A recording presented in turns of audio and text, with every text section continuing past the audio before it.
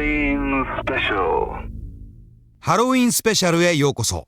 このディスクでは新旧メンバーとバンドに関わった人たちのコメントを交えながらハロウィンの歴史を紐解いていきます。まず登場するのはオリジナルメンバーのカイ・ハンセン。ハロウィンの前身バンドジェントリーについて語ってくれました。Gentry actually started as a little band, local, playing cover songs of bands like Uri Heep or Sex Pistols or others, and we had already started to write own songs. And then when Ingo and Markus joined in, our name was still Gentry, and then we changed the name to Second Hell, and then changed the name again to Iron Fist.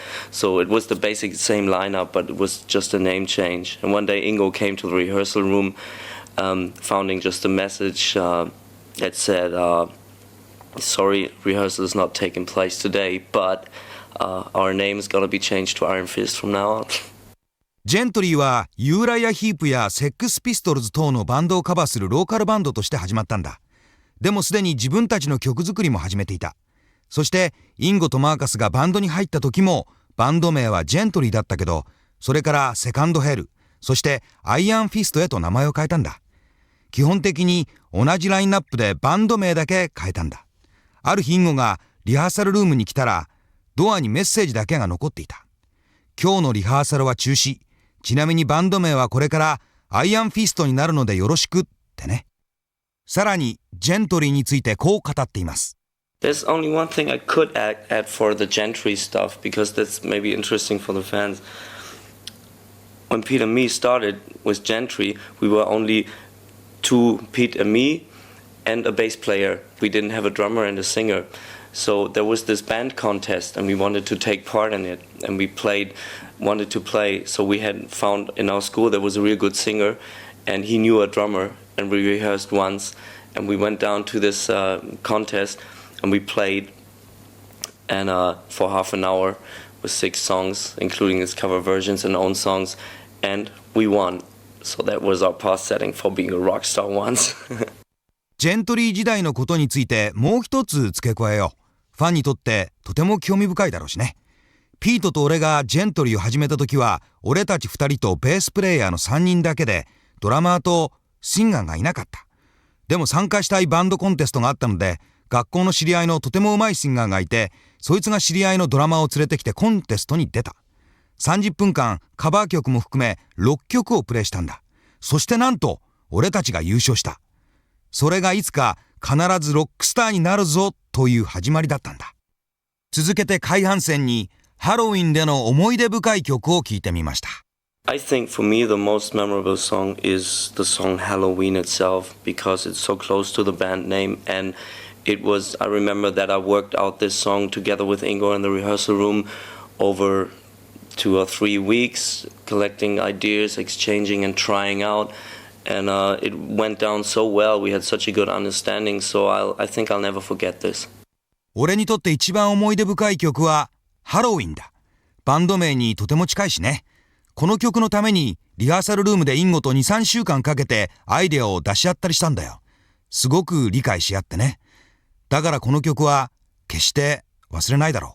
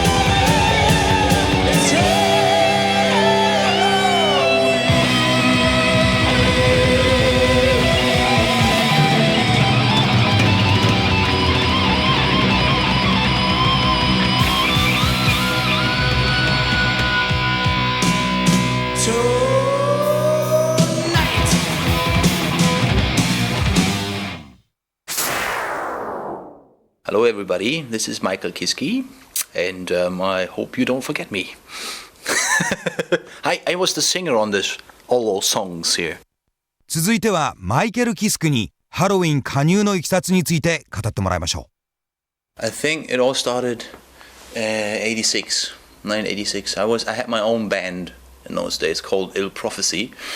It was a band that I had from school on, and I was playing guitar, writing all the songs, and I was doing the singing obviously. And one day Markus Grosskopf came to our rehearsal room, and he was, listening to the thing we were doing, and after the rehearsal he was asking me if I would like to join Helloween. I haven't heard about them then.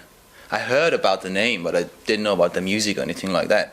So he gave me Walls of Jericho, and I listened to that at home. I didn't like it very much in the first place. To me, it was just always the same drum beat and stuff, It was just fast. I thought, nah, that's not the music I want to do, So I didn't call him back. So I just left it. And then a couple of weeks later, Weikath called me up while I was taking a bath. And my mother was giving me the phone. There's a guy called Weikath, Michael Weikath, and he wants to talk to you. And then he was talking to me what he would like to do. He would like to have a singer like me, and he would like to do various styles of music and stuff like that. And that was very interesting. Everything he talked about was very interesting. So I met him, and then we talked, and he was showing me movies. He was playing me music. He was sleeping till 6 o'clock already then. So I kind of checked him out. I went to his place at 6 o'clock in the evening, and I stayed till 7 o'clock in the morning or something. We did that a couple of nights, like for weeks. And I kind of got the picture what he would like to do, that he would like to grow and stuff like that. And then I got to meet the other guys, and we did some rehearsals together. And then they, for instance, Kai as well, started to write songs for my voice. And that's where most of the material of Keeper 1 and Keeper 2 came together. And that stuff I loved. I couldn't even imagine myself on those tracks which they did on Walls of Jericho. But when we tried it and I did the vocals for it, it worked perfectly well. And that's how it all started. It was just great working in the rehearsal room when they came up with those songs. To sing them, it felt very good. すべては1986年に始まった。俺はその頃自分のイル・プロフェシーというバンドをやっていたんだ。学校時代からやっていたバンドで、俺はギターを弾いてすべての曲を書き、そしてもちろん歌っていた。ある日、マーカスが俺たちのリハーサルルームにやってきて、彼は俺たちのリハーサルを聞いて、そしてそのリハーサル後にハロウィンに入らないかと俺に言ってきた。その時俺はハロウィンのことは知らなかった。名前は知っていたが、ハロウィンがどんな音楽をしているかは知らなかった。彼がウォールズ・オブ・ジェリコをくれたので、それを家で聞いてみた。実は最初はあまり気に入らなかったんだ。ドラムビートが全部一緒に聞こえたし、俺がやりたい音楽ではないと思ったんだよ。だから彼らに電話をしないで、そのままにしておいた。その数週間後に、俺がちょうど風呂に入ってる時に、バイキーが電話をくれたんだ。ママが、バイキーって人から電話よって受話器をよこしたんだよ。そしたらバイキーが、俺のようなシンガーが必要だとか、いろいろなスタイルの音楽をやりたいとか、いろいろと興味深いことを話すんだ。彼が話したすべてのことが興味深かったね。だから彼に会ったんだ。俺たちは話をいろいろしたし、彼は俺に映画を見せてくれたり、音楽を聴かせてくれたりした。バイキーは夕方の6時まで寝ていた。俺はバイキーの家に夕方6時に行って、次の日の朝7時に帰った。それを1週間に2日くらいずつ何週間もやったんだよ。それを通して彼が何を思い描いているのか、どう成長したいのかとかがだんだん分かってきた。そして他のメンバーたちに会った。リハーサルもした。カイが俺の声に合わせて曲作りをした。そっからキーパーオブザセブンキーズパート1とキーパーオブザセブンキーズパート2のほとんどの曲が生まれたんだ。俺はその曲をとても気に入った。ウォール・オブ・ジェリコを聴いた時にそれを自分が歌うことを想像できなかったけど、歌ってみたらパーフェクトだったんだよ。そこから全てが始まったんだ。リハーサルルームで一緒にプレイして、そして出来上がった曲を歌った時はとても気持ちよかったよ。ではマイケルにも気に入っている曲を聴いてみましょう。 I have a couple that I really like, but which ones come into my mind straight away is a song like Eagle Fly Free, for instance. I think it's a perfect song. Future was always great live. It's a great live track. I love Dr. Steen. Was great fun live. Rise and Fall. Obviously I like my tunes, but that's not important to say. I was always very much into the stuff Weikath was doing, basically. I also like Kai's stuff, but I was more into Weikath stuff, I have to say, during the Helloween days.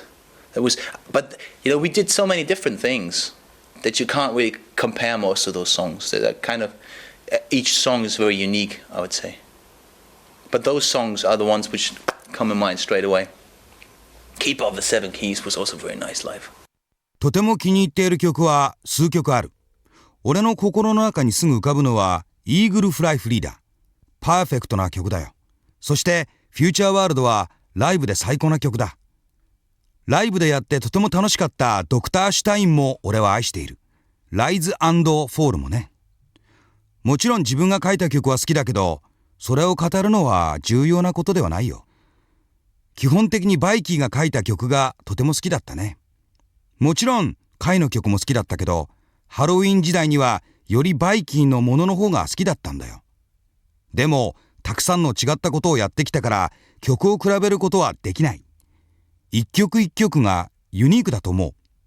でも今名前を挙げた曲が心にすぐ浮かぶものだ。キーパーオブザセブンキーズもライブでとても映える曲だったね。ではハロウィン時代の最も印象的な思い出は何でしょう？ I think the most impressive thing in terms of the size or the amount of people we played in front of was Donington. I think it was 1988. We played, Iron Maiden was headlining. It was 107,000 people. And we were, I think, third on the list or something, on the bill. That was really great. And then, I must say, the very last tour we did with Kai Hansen, the England tour, the Great Britain tour. Not just Great Britain, I mean the whole, including Scotland and stuff. That last tour with Kai Hansen, that was, I think, the peak. That was very exciting. I found it very bad when he left. Very sad. That was great. And also, it's like, always at the end of every tour we did, most of the times we started in Europe, then we went to America, and then we got to Japan. And Japan, everything's perfectly organized. We had like big venues, and then we were completely fit because of all those touring before. So like Japan was always the peak at the end of the tour. I'm not just saying it's to slime around, it was always, Japan was always the greatest thing because you had those beautiful wet venues, great sounds, great people reactions and stuff like that. Japan was always fun. 規模と観客の数という意味で一番印象的だったのは1988年にドニントンのモンスターズ・オブ・ロックでプレーしたことだ。アイアンメイデンがヘッドライナーで俺たちは10万7,000人の前でプレーした。俺たちは出演順では3番目だったけど最高だったね。そしてカイ・ハンセンとの一番最後のツアー、スコットランドを含めたイギリスツアー、それがピークだった。とてもエキサイティングな時だったんだよね。カイ・ハンセンがバンドを去った時、本当に悲しかった。ツアーは大抵ヨーロッパから始まり、そしてアメリカ、日本という順番だったけど、日本はいつもパーフェクトにオーガナイズされていた。大きな会場でプレーし、ツアーを重ねてきた後で、俺たちのコンディションは最高だった。だから日本がいつもピークだったね。お世辞を言うつもりじゃないけど、日本は常に最高だった。綺麗な会場に最高のサウンド、素晴らしい観客の反応。だから日本はいつも楽しかったよ。それでは次にマイケル・キスクをハロウィンに誘ったもう一人のマイケル、バイキー・バイカーとの登場です。So hello, this is Michael Weikath from Helloween, and I hope you're all well. I just want to say a nice thank you to everyone in Japan for the nice success, and this is about time to say that. Thank you. バイキーはハロウィンでのソングライティングについてこう語っています。It varies. Try to think of who I would actually do a song for. Yeah, so like I kind of seem to know what Japanese people like, and I will also try if, for instance, I think this might be a good one for French people. For instance, I would try to make it more French for those people to like it that much. And, well, if, for instance, other people in other countries like it as well, then. But this to me is always like a task then. I have a certain idea of what I do, and I would always try to make it that way then, to even enhance the basic idea of something. And well, there are various categories of what I can do, and I just cut back on the experimental stuff recently a little because there were a lot of gaps to fill from the past and all that, and so I merely concentrated on the stuff people would more or less expect from me right now. And it will maybe change in the future or maybe not, but right now I don't exactly feel the urge to really try something completely out of this world, you know. I don't want to mix anyone up right now. And it's always really a drag to come up with something real new. You always have to spend like a lot of efforts to do that. And with all the stuff we've been doing recently, it's very hard to achieve that. And then I always have tracks lying in like the folder somewhere. And they are growing over the years, and eventually I will always put them out then later. その時によって違うんだ。誰のために曲を書いているのかを考えるんだよ。日本のみんなが好きなタイプの曲は理解しているつもりだし、フランス人が好みそうな曲を考えてみたり、他の国の人の好みだったりもする。だからみんなが好きになってくれるような曲を書こうとしているんだ。それが俺の仕事みたいに感じられるんだけど、あるアイディアからそれを広げていくんだよ。それから俺ができるもののカテゴリーについてだけど、最近そこから実験的なものを切り捨てたんだ。過去の経験からして難しいと感じたからね。今は人が俺に何を期待しているのかということを考えている。将来的には変わるかもしれないけどね。全く新しいものをやろうとすると無駄な努力ばかりしなければいけないからね。でもそういうものは取っておいて、いつか必ず使うさ。では、バイキーの気に入ってる曲は何なんでしょう？ Well, that's very hard to say from all the ones. I mean, I would say that up to that point, maybe that Eagle Fly Free thing was like the most well done one, so to say.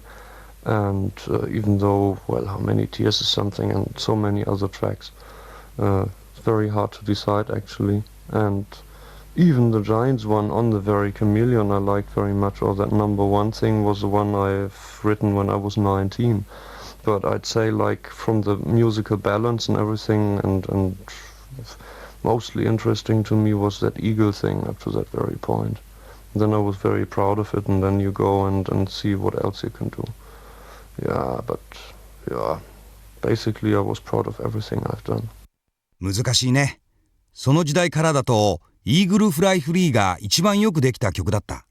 でも How Many Tears とか他にもいい曲がたくさんあるから選ぶのが難しい。でもジャイアントも好きだし、カメレオンに入っている俺が19歳の時に書いたナンバーワンもとても気に入っている。でも音楽的なバランスから言うと、やっぱりその時代のものではイーグルフライフリーが一番いいと思うよ。とてもこの曲を誇りに思ったし、そこからまた何ができるかを探求しようという気になったんだ。でも基本的に自分で書いたものは全て誇りに思っているさ。続いてキーパーオブザセブンキーズパート1からハロウィンの作品を手掛けてきたプロデューサートミー・ハンセン起用のきっかけについてバイキーに語ってもらいました。It was basically via, it was Karl Walterbach, and we approached him because we said we've heard, this Tommy Hansen from somewhere, because we heard that Pretty Mates album, that Red Hot and Heavy, and we also heard the first one in the Sounds in Berlin. That was a disco where we used to go by that time. And it was a hard rock disco sometimes, and so they played the Pretty Mate stuff there as well. And Karl Walterbach just told us that he's actually working with that Tommy Hansen for future productions, and it'd be very easy to introduce us to him, and to us it was a hero by that time, that we thought, wow, what a guy, and in our ears he really created a new sound by that time. And so we've gotten together for the Keeper 1, and first it was a little critical because he worked together with Tommy Newton of Victory, and the Victory records we didn't exactly like that much sound-wise. The song material was very good, but we had a different opinion of how the sound should be achieved. 基本的にカール・ウォーターバックにアプローチをかけたんだ。彼がトミー・ハンセンを知っていると聞いていたからね。プリティ・メイズのアルバムを聴いてとてもヘビーで気に入っていたんだ。ベルリンに俺たちが昔よく行っていたサウンズというディスコがあったんだけど、日替わりで時々ハードロックディスコになっていて、そこでもプリティ・メイズの曲がかけられていた。そんな時カールが将来的にトミー・ハンセンと仕事をするという話を聞いたんだ。それは俺たちを彼に紹介してもらいやすくなったということだったし、その頃にはトミーは俺たちのヒーローだったんだ。彼はとても新しいサウンドをクリエイトしていたからね。キーパー・オブ・ザ・セブン・キーズパート1が初仕事だったけど、最初は彼がビクトリーのトミー・ニュートンと仕事をしていたので、ちょっとクリティカルだったね。サウンド的にビクトリーのアルバムは好きじゃなかったからね。曲は良かったけどね。どのような音にするかという点で、俺たちは違ったアイデアを持っていたんだよ。続いてはローランド・グラポーの登場です。Hello, here's Roland Grapow from Helloween, and I'm pretty happy to say to the Japanese fans, thanks for the past and for I hope for the future. And I'm pretty happy to be a rock star in Japan because you are the best fans in the world. では、ローランドの好きなハロウィンの曲は何かを聞いてみました。Oh, that's heavy to say. I would say I have two different kind of, because one song I have written is my favorite, so because when I joined Helloween, the first song I wrote for Helloween was the title The Chance. It's still one of my favorite. And the other one is before I joined Helloween is Eagle Fly Free from Weikath, because this is there are a lot more of very good songs, but when I can say the best song is for my taste, a typical 100% Helloween songs for my taste, Eagle Fly Free. 難しいけど、俺がハロウィンに加入して初めて書いた曲、ザ・チャンスは今でも気に入っている。もう一曲、俺がハロウィンに入る前の曲では、バイキーが書いたイーグルフライフリー。いい曲はたくさんあるけど、俺の好みに合った 100% ハロウィンだと思う曲は、イーグルフライフリーなんだよ。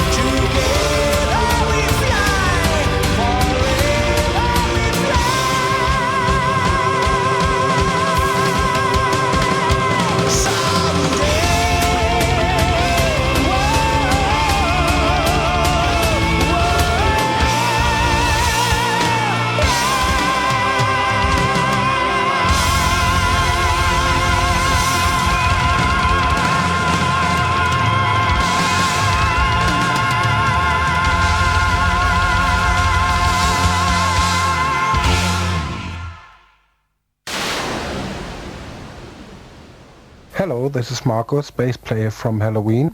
I would like to thank you for keeping the faith, and we will be back in Japan the next year, and we will bring a little surprise for you. 続いてはベーシストのマーカス・グロスコフ。ライブパフォーマンスについて語ってもらいました。I haven't got anything. I don't do sports or anything. I'm just acting like I feel, and I concentrate on the people or in the venue, and it's just like I'm running around, looking here, looking there, having fun with the people, and like to see as much as I can and to feel as much as I can, and I just like to do this. ライブのために特別なことはしないよ。スポーツもしないしね。ライブ中は好きなように動き、会場と観客に意識を集中して走り回りながらあっちを見たりこっちを見たり、みんなと楽しんでできるだけ多くを見たり感じたりしているだけなんだよ。ライブをするのは大好きさ。続いてはマーカスとタッグを組んでいるドラマーウリ・カッシュです。Hello, this is Uli from Helloween, and soon we're gonna be back at your place, and yeah, see you then. ウリ・カッシュはハロウィン加入のきっかけについて語っています。After leaving Gamma Ray, I was back in my hometown, Aachen, and yeah, I was waiting for a new start, and someday Harrie called me up and asked me if I would join Helloween. Then we start the rehearsals and we record the Master of the Rings album, and that was it. ガンマレーを脱退した後、俺は故郷アーヘンに戻っていた。俺は新しい出発を待っていた。ある日、ハリーが電話をくれて、ハロウィンに入らないかと言ってきた。そしてリハーサルを始めて、マスター・オブ・ザ・リングスをレコーディングした。それだけさ。では、ウリ・カッシュを誘ったハリーというのは誰なんでしょう？ Hello, my name is Harrie Smits, and I'm part of the management team for Helloween. I live in Hamburg since about 10 years now, and before that I was living in Holland and was a concert promoter, and that's how I learned to learn Helloween. And yeah, we did about a 3-month tour, and we came together a bit more, and that's the reason now I became their manager. Half a year later, I invited or visited a couple of managements to work along with, and that was the Sanctuary group, which I'm still working with for about 10 years now. 僕はハロウィンのマネージメントチームの一人、ハリー・スミスだ。ハンブルクにはもう10年住んでいる。それ以前はオランダに住み、コンサートプロモーターとしての仕事をしていたんだ。それでハロウィンと知り合い、3ヶ月間のツアーを一緒にやったことで、よりお互いを知り合うようになり、ハロウィンのマネージャーとなったんだ。その半年後にビジネスパートナーとしてサンクチュアリグループと仕事をするようになって、それは10年経った今も続いているよ。続いてはハロウィンのツアーメンバーのキーボードプレイヤー、ヨーン・エラーブロック。ツアー参加へのきっかけについてこう語っています。So I'm Jorn and I play the keyboards for Helloween since 1988. I think that was the middle of the spring where I met Markus, and well, I know him since, I don't know exactly, met him the first time on the holiday camp, so that had nothing to do with music. That was definitely free time in young years. And well, he remembered there's one man, that was me, who can play keyboards, and maybe I should ask him to play, as he said to me on the telephone in the night at 12 o'clock, would you make a little bit music with us? I mean, well, yes, a little bit music, yeah, let's have a session. Yeah, a little bit more than a session, let's do some rehearsals.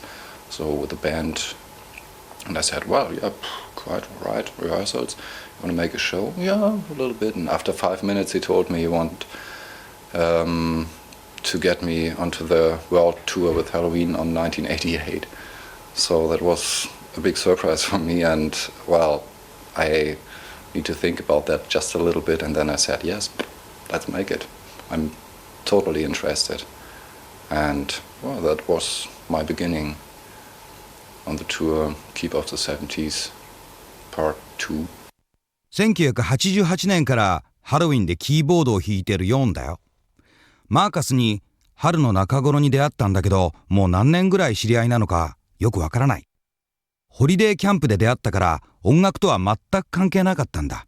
若い頃の自由な時だった。彼はキーボードを弾く俺のことを覚えていてくれて、ある日夜中の12時頃に電話をくれて、俺たちとちょっと音楽をやらないかって聞かれたんで、いいよちょっとだけならと答えたんだ。そしたら、ちょっとしたセッションというわけではないからリハーサルをしようよという答えが返ってきた。それで、別にいいよなんてそういうやりとりを5分くらいした後に、1988年のハロウィンのワールドツアーでプレイしてほしいと言われたんだ。驚いたよ。少し考えなければいけなかったね。それから返事をしたんだ。もちろんってね。キーパーオブザセブンキーズパート2ツアーからが始まりだった。続いてはアンディ・デリスの登場です。アンディをハロウィンに誘ったのもバイキーでした。そのバイキーとの出会いについてこう語っています。Weikath I got to know 10 years ago, and the story is he picked me up at the train station in Hamburg, and I went to Hamburg because we just recorded the first demo with Pink Cream 69, and in Hamburg I hoped to have some reactions from record companies, whatever, and so Weikath was probably listening to the demo tape by a common friend of us called Stefan, and Stefan gave him the demo tape, and he liked it that much that he picked me up at the train station and said, "Hello, I'm Weikath, and I heard your demo tape and I like it very, very much." Yeah, and that's how we got to know each other. バイキーとは10年前に知り合ったんだ。話をすればこうさ。バイキーが俺をハンブルクの駅まで迎えに来てくれたんだ。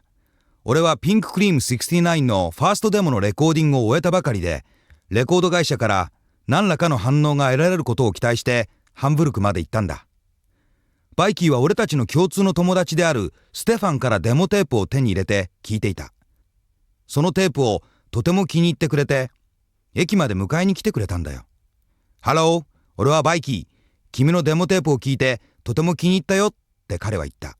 それがバイキーとの出会いだったんだ。ピンククリーム69時代にハロウィンと一緒にツアーしたことはあるんでしょうか？